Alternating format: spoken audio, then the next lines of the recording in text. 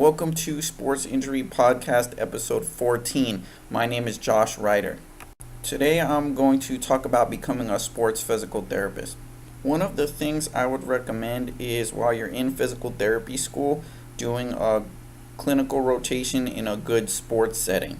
Another thing that I would recommend is once you're out practicing, doing a good amount of continuing education on sports topics. Often I see physical therapists getting pushed into doing continuing education on things like joint replacements, which aren't relevant for the sports physical therapist.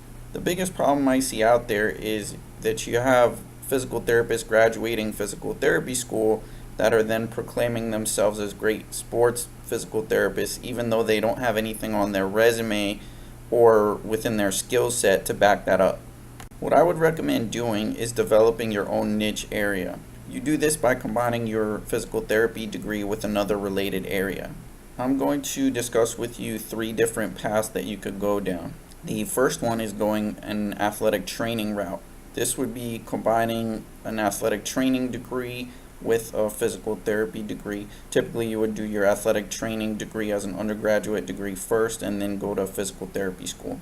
This would be your best bet if you're looking for a career working for a college or a pro team. Keep in mind that if you do this route, you're going to have an interest in certain things. These would include training room coverages, sideline coverages, emergency response to injuries, and concussion. The next route that we're going to cover is the strength and conditioning route, and this is really the route that I took. With this route, you want to be as involved as you can with strength and conditioning both before and after physical therapy school.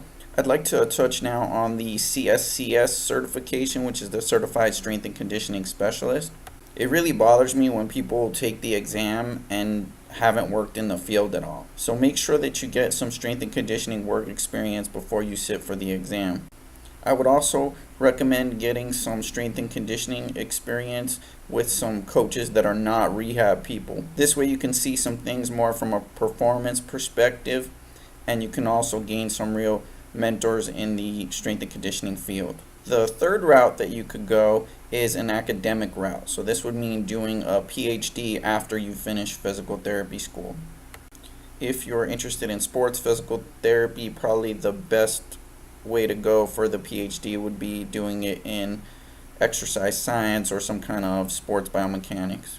Keep in mind that for this you're going to need a strong interest in both research and teaching. The last thing that I want to touch on is the Sports Physical Therapy Board certification, which I got mine in 2014. You have to already be practicing to sit for this exam.